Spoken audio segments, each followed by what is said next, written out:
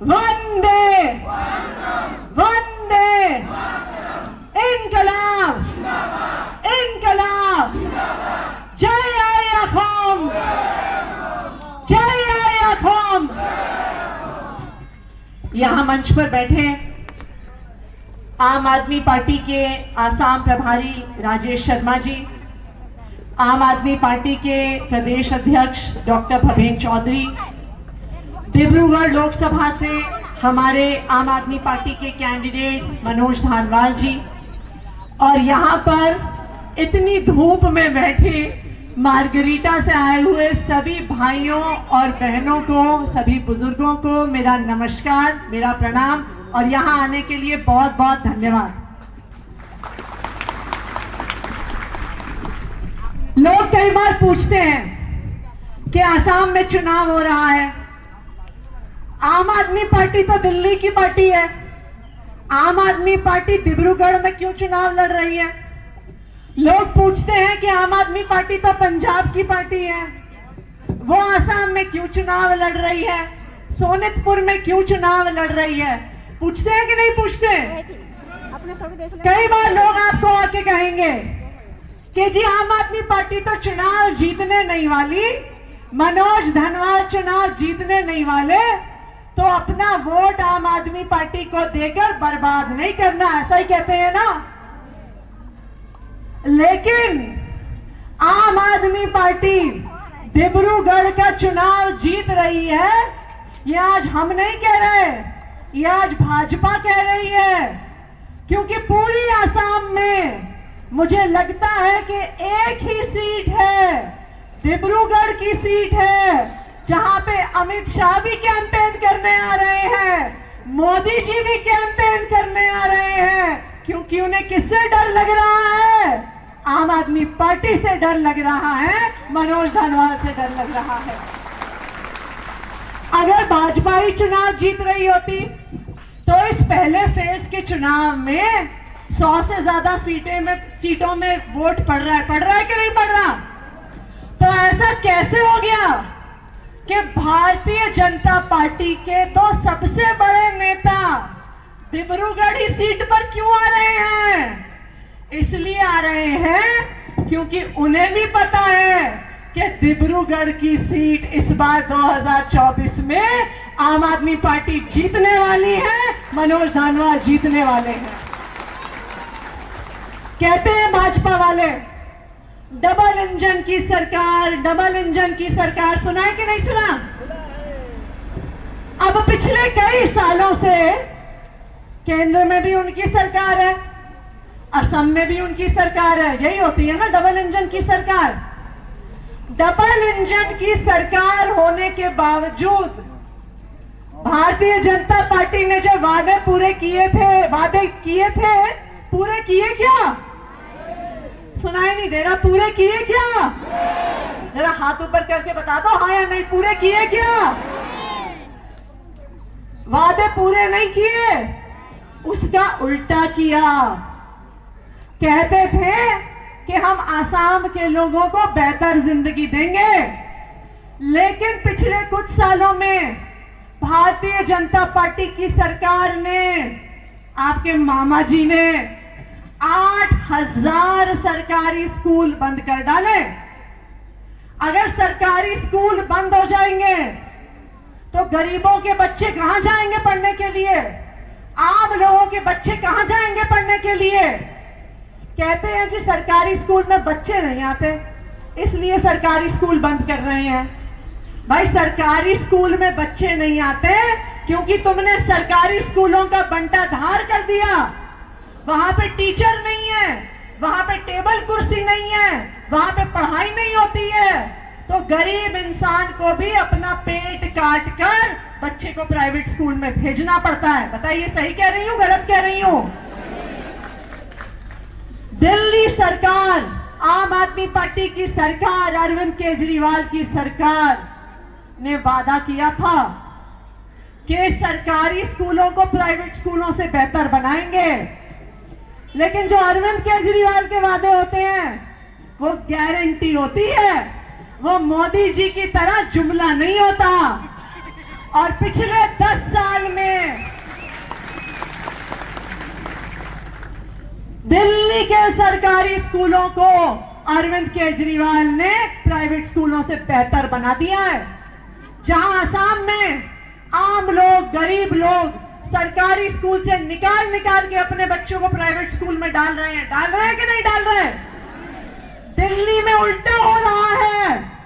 पिछले 3 साल में 4 लाख से ज्यादा बच्चे प्राइवेट स्कूल छोड़कर सरकारी स्कूल में एडमिशन ले रहे हैं। ये है अरविंद केजरीवाल की सरकार, ये है आम आदमी पार्टी की सरकार। हम बच्चों को क्यों नहीं पढ़ाते सरकारी स्कूल में? हमें लगता है पढ़ाई लिखाई तो होगी नहीं, सरकारी स्कूल से पढ़ेगा तो मैकेनिक का काम करेगा, किसी की दुकान में काम करेगा, कुछ करने लायक नहीं बनेगा, यही सोचते हैं ना। लेकिन दिल्ली में इसका उल्टा है। दिल्ली के सरकारी स्कूल से निकलने वाले बच्चों का एडमिशन आईआईटी में होता है, मेडिकल कॉलेज में होता है, नीट का एग्जाम पास करते हैं, एम्स में एडमिशन लेते हैं, देश के सबसे बड़े बड़े कॉलेज में, इंजीनियरिंग कॉलेज और मेडिकल कॉलेज में एडमिशन लेते हैं दिल्ली के सरकारी स्कूलों के बच्चे। तो अगर हम चाहते हैं कि हमारे बच्चों को अच्छा भविष्य मिले, तो हमारे बच्चों को अच्छा भविष्य एक ही पार्टी देने वाली है, वो है आम आदमी पार्टी, अरविंद केजरीवाल की पार्टी।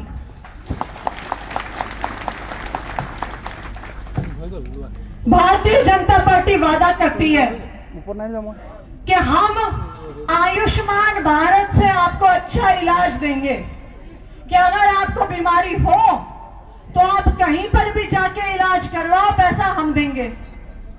भाई इलाज का पैसा देने का क्या फायदा जब हॉस्पिटल ही नहीं बनाते? पैसा लेके क्या करेंगे अगर कोई अस्पताल नहीं है इलाज कराने के लिए? आयुष्मान भारत के नाम पर गरीब लोगों को धोखा दिया है भारतीय जनता पार्टी ने। अभी रिपोर्ट आई आयुष्मान भारत पर, लाखों करोड़ रुपए का भ्रष्टाचार हुआ। इतने लोगों को उन्होंने इलाज का पैसा दिया, उनके मरने के बाद सर्जरी हुई, अस्पताल से निकलने के बाद पीडियाट्रिक सर्जरी यानी बच्चों की जो सर्जरी होती है वो हुई 18 साल से उम्र के बड़े लोगों की। ऐसा हो सकता है क्या? नहीं हो सकता। तो आयुष्मान भारत के नाम पर चोरी करी भारतीय जनता पार्टी ने, और दूसरी तरफ हमें छोड़ दिया ऐसे सरकारी अस्पतालों के साथ, ऐसी डिस्पेंसरियों के साथ जहां पर दवा नहीं है, नर्स नहीं है, डॉक्टर नहीं है। बताइए, यही हाल है ना हमारी सरकारी डिस्पेंसरी का? है कि नहीं है? आप कभी दिल्ली आइएगा, आप में से किसी के रिश्तेदार दिल्ली में रहते हैं? तो जो आपके दिल्ली में रिश्तेदार रहते हैं उनसे पूछिएगा कि अरविंद केजरीवाल की सरकार ने जो मोहल्ला क्लिनिक दिए हैं, हर मोहल्ले में एक एयर कंडीशन कमरा होता है, एमबीबीएस डॉक्टर बैठता है, सारी दवाइयां फ्री होती हैं, डॉक्टर से इलाज फ्री होता है, सारे टेस्ट फ्री होते हैं। मोहल्ला क्लिनिक में जाइए, सारा इलाज भी होगा, 1 रुपया भी नहीं खर्च करना होगा। ये है अरविंद केजरीवाल की सरकार। आप दिल्ली सरकार के अस्पतालों में जाइए, चाहे आपका लाखों रुपए का इलाज का खर्चा आए, सारा पैसा दिल्ली सरकार, अरविंद केजरीवाल की सरकार देती है। 1 रुपया भी किसी को खर्च नहीं करना पड़ता। आप आसाम में चाहते हैं कि नहीं चाहते? अच्छे अस्पताल चाहते हैं कि नहीं चाहते? फ्री का इलाज चाहते हैं कि नहीं चाहते? देखिए, अगर मुफ्त में अच्छा इलाज चाहते हैं तो एक ही पार्टी देगी, वो है आम आदमी पार्टी, अरविंद केजरीवाल की पार्टी।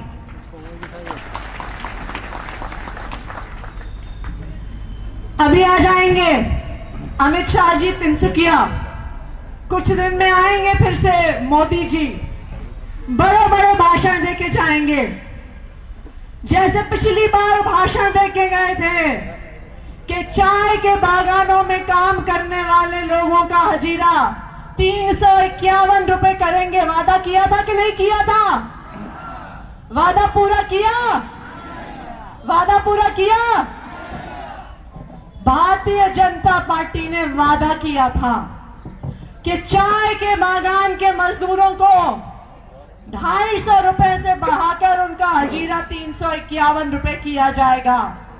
लेकिन भारतीय जनता पार्टी के सारे वादों की तरह ये भी एक जनता पार्टी के सारे वादों की तरह ये भी एक जुमला था। मैं आज आम पार्टी की तरफ से अरविंद केजरीवाल जी की तरफ से ये गारंटी देके जा रही हूं, इस बार आप झाड़ू पर बटन दबाइए, चाय के बागान में काम करने वालों का हजीरा 351 रुपए नहीं 450 रुपए करेंगे। यह आम आदमी पार्टी का वादा है। यह कोई जुमला नहीं है।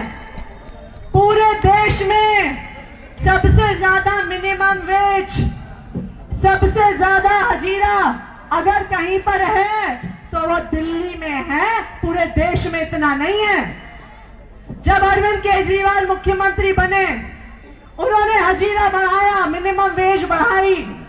भारतीय जनता पार्टी ने रोकने की पूरी कोशिश करी, लेकिन अरविंद केजरीवाल हजीरा बढ़ाने के कोर्ट गए, अपने पक्ष में आदेश लेके आए, फिर सुप्रीम कोर्ट गए, अपने पक्ष में आदेश लेके आए, और आज पूरी देश में अगर सबसे ज्यादा मिनिमम वेज किसी राज्य में है तो वो अरविंद केजरीवाल की सरकार में दिल्ली में है।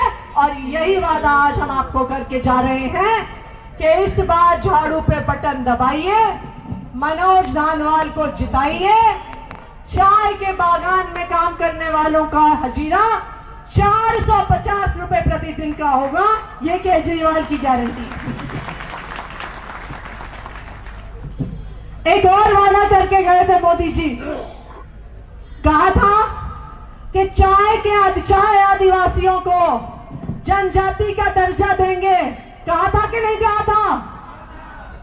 मिला क्या? मिला? सुनाई नहीं दे रहा? मिला क्या? तो वादा था कि जुमला था? वादा था कि जुमला था? जुमला था। केंद्र में भी उनकी सरकार, असम में भी उनकी सरकार, अगर चाय आदिवासी को जनजाति का दर्जा देना होता तो दे दिया होता कि नहीं दे दिया होता? अब फिर से आएंगे, आज अमित शाह जी वादा करके जाएंगे, 2-4 दिन में मोदी जी वादा करके जाएंगे। उन्हें लगता है कि आसाम के लोग बेवकूफ हैं।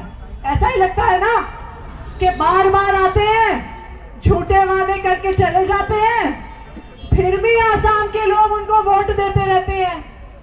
तो इस बार उनको बताना है कि नहीं बताना कि आसाम के लोग बेवकूफ नहीं है। आसाम के लोग बेवकूफ नहीं है। अगर झूठे वादे करोगे, वादे पूरे नहीं करोगे, तो एक बार वोट दे दिया, 2 बार वोट दे दिया, बार बार वोट देने की गलती करेंगे? फिर से गलती करेंगे? बार बार भाजपा को वोट देने की गलती नहीं करेंगे। एक और वादा भी किया था। मुझे लगता है भारतीय जनता पार्टी वाले वादे से तोड़ने के लिए करते हैं। मोदी जी ने भाषण दिया था 2014 में कि अगर भारतीय जनता पार्टी की सरकार आ जाए तो जो सारे विदेशी रहते हैं असम में, अपने बोरियां बिस्तर बांधने के लिए तैयार हो जाएं। कहा था कि नहीं कहा था? कहा था कि नहीं कहा था? पहले तो वादा किया कि बोरियां बिस्तर बांधने के लिए तैयार हो जाएं, और अब कह रहे हैं सीए लेके आएंगे, उन्हें भारत का नागरिक बनाएंगे। चाय के बागानों में रहने वालों को माटी पट्टा देने को तैयार नहीं है, लेकिन विदेशियों को माटी पट्टा भी देंगे, जमीन भी देंगे, घर भी देंगे, नौकरी भी देंगे। ये सही है कि गलत है? सही है कि गलत है? पहले माटी पट्टा आसाम में रहने वाले लोगों को मिलना चाहिए। मिलना चाहिए कि नहीं मिलना चाहिए? बताइए, मिलना चाहिए कि नहीं मिलना चाहिए? तो इसलिए इस बार झूठे वादों में नहीं आना है, इस बार जुमलों में नहीं आना है।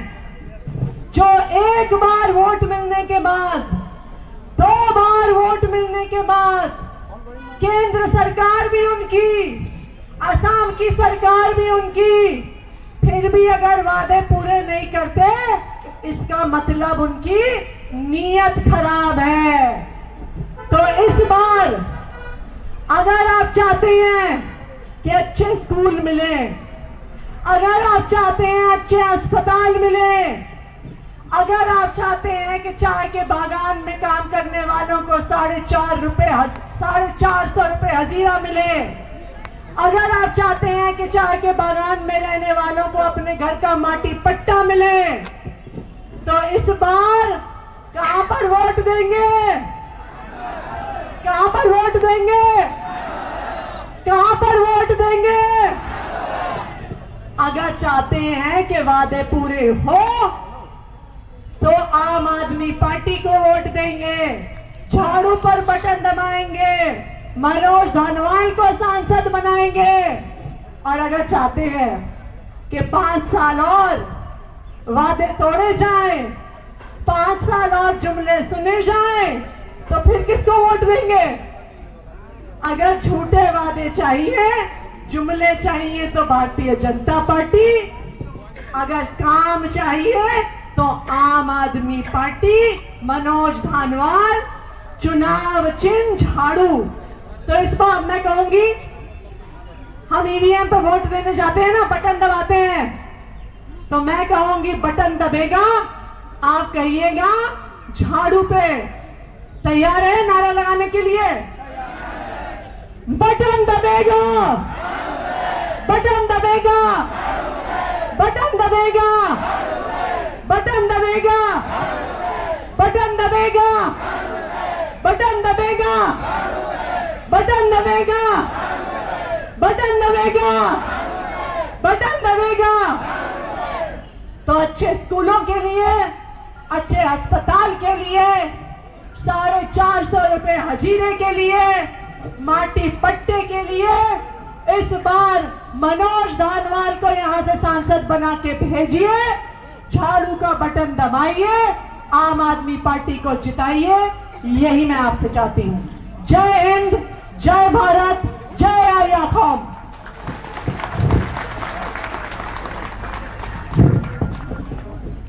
धन्यवाद থাকিল আমার আজি নির্বাচনী সভার মুখ্য অতিথি তথা দিল্লীর শিক্ষামন্ত্রী আতিশী ডাঙৰীৰ বাইদেৱে আপোনালোকৰ আগত আজি নিৰ্বাচনী সভাৰ দলীয় সমাখন আৰু নিৰ্বাচনী সভাৰ কাৰ্যসূচী অনুসৰি আমি আজিৰ নিৰ্বাচনী সভা ইমানতে সমাপ্ত বুলি ঘোষণা কৰিছো। আৰু আমি আজি আমাৰ এই নিৰ্বাচনী সভাত বিভিন্ন প্ৰান্ত